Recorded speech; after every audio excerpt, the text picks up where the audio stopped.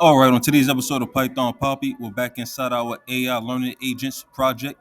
Let's have a look at what we went over today.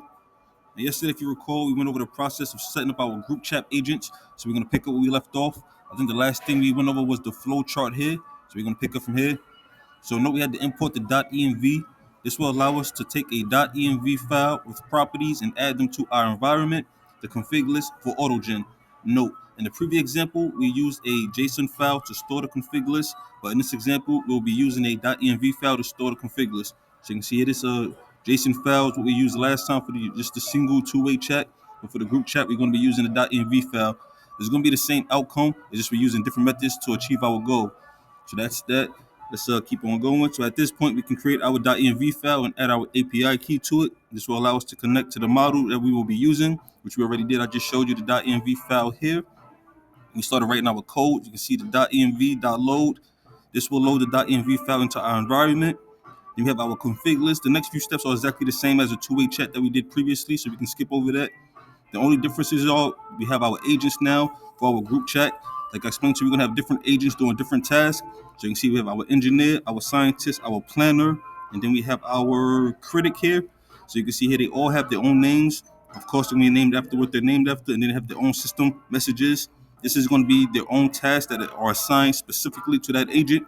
So, if, for example, you see the engineer here, the engineer, you follow an approved plan. You make sure you save code to disk. You write Python shell code to solve tasks. You wrap the code block that specifies the script type and the name of the file to be saved to disk. So that's the task of the engineer. Now, if you look at the scientist's task, the scientist, you follow an approved plan. You are able to categorize papers after seeing the abstracts printed. You don't write code. That's what the scientist does. That's his task. Let's go down to the planner. The planner, you suggest a plan, revise the plan based on feedback from admin and critic until admin approves. The plan may involve an engineer who can write code and a scientist who doesn't write code. Explain the plan first. Be clear with each step, which is performed by an engineer and which step is performed by a scientist. Then we have the critic. The critic is to double check the plan, claims, code from another agents, and provide feedback. Check whether the plan includes added verifiable info such as source URL. So those are our agents and those are our tasks for the agents. And then we can actually run this now the way it is. Of course, we're not going to do it here. We're going to do it in our Google Colab. When I do run it, I'm not going to do it right now. Of course, we're just focus on writing the code out. So this is the first code here. This is the same exact code, just without all of the notes.